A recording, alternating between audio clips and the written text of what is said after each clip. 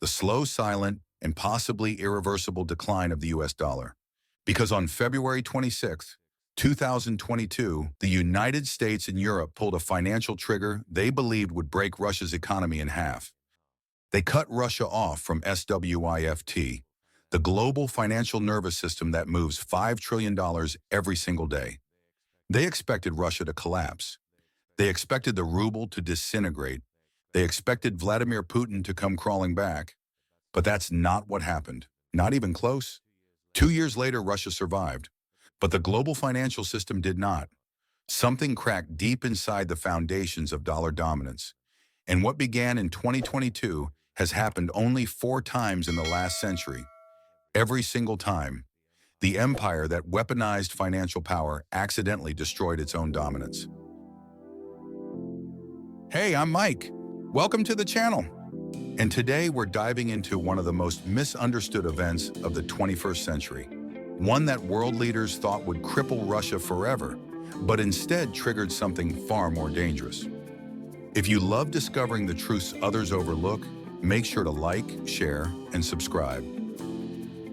I'll show you how and why the countdown on the US dollar has already begun.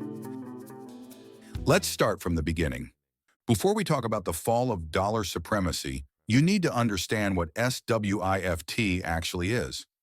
Most people think SWIFT sends money. It doesn't. SWIFT sends instruction messages between banks. Messages so secure and so universally recognized that without them, the world's banking system can't function. Imagine this. Bank A in New York wants to send $1 million to Bank B in Tokyo. SWIFT sends the message that says, yes, this transaction is authorized. That's all. But without that message, the money doesn't move. No SWIFT, no trust, no settlement, no global trade. Since its creation in 1973, SWIFT ballooned from sending 10 million messages a year to 11 plus billion messages a year by 2024.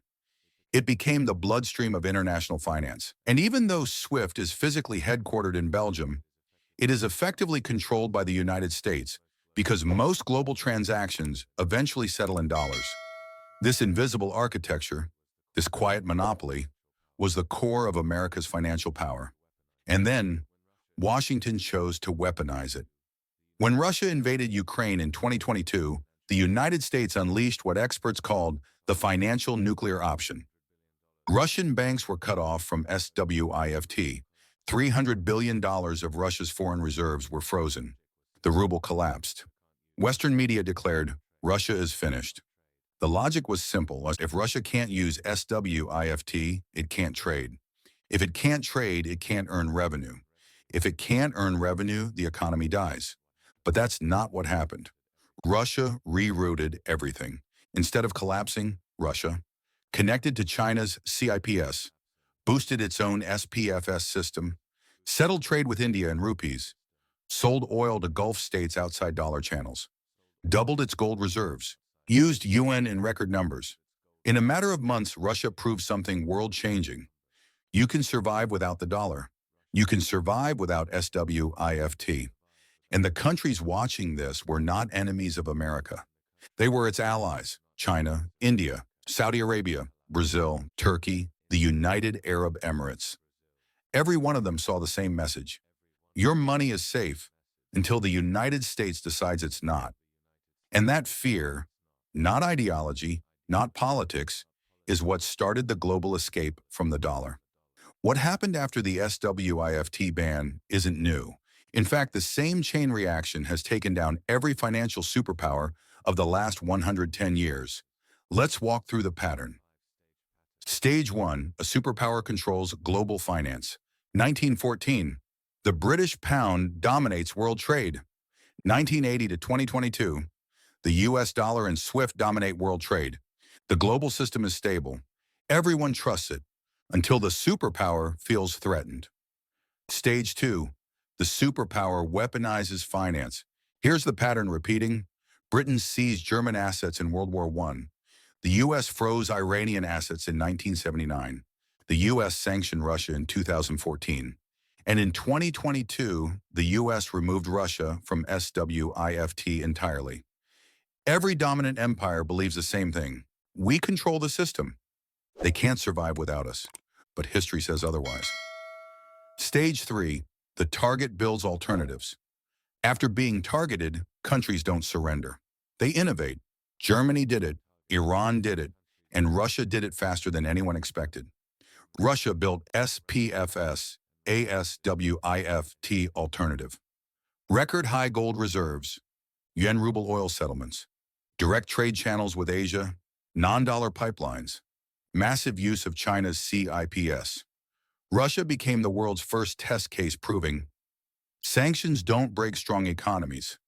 They create parallel systems. Stage 4. Neutral nations hedge their bets.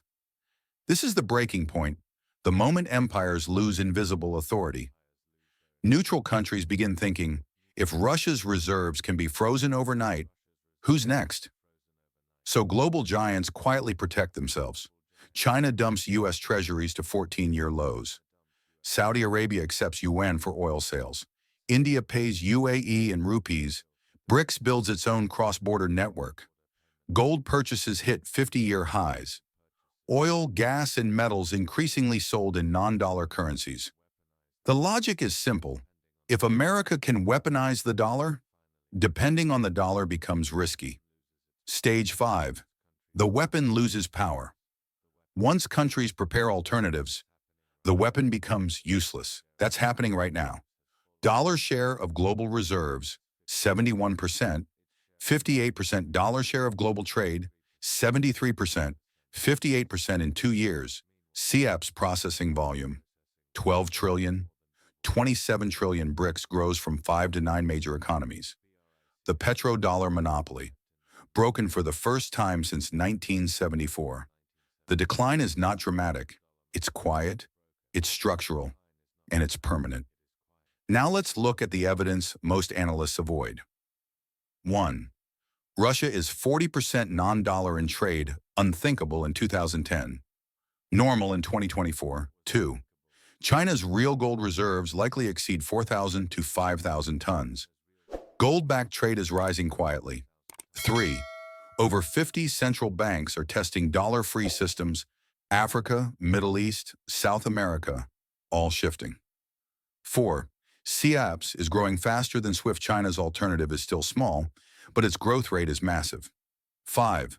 Global commodity pricing is slowly breaking away from the dollar. Oil, gas, grain, metals, increasingly priced in yuan or local currencies. Piece by piece, the world is building something new. The dollar isn't dying, it's being outgrown, just like the British pound was after 1914. Part 5. The dollar's 20-year countdown, 831 to 1010. When Britain weaponized finance in 1914, it took 30 years for the pound to lose reserve status. But today's world is faster. Global trade is diversified. Digital payments are instant. China is already an economic superpower. BRICS controls 42% of global oil countries no longer need American banks. Alternatives are ready, not theoretical. So this transition won't take 30 years. It will take 15 to 25 years, which means the end of dollar dominance falls between 2037 and 2047. Not the end of the dollar, but the end of the dollar as the world's unquestioned boss. The era where America can print money without consequences ends. A multipolar world begins. The United States believed cutting Russia off SWIFT would cripple Russia. Instead, it triggered a global shift no one was ready for. A world where no single currency rules. A world where China gains leverage. A world where the dollar becomes optional, not mandatory. The countdown started in 2022, and unless the U.S. rewrites its entire strategy, the era of dollar supremacy is already fading. If you want part 2, where I break down BRICS' plan for a gold-backed currency and how it could transform global power, tell me in the comments, because those stories change everything.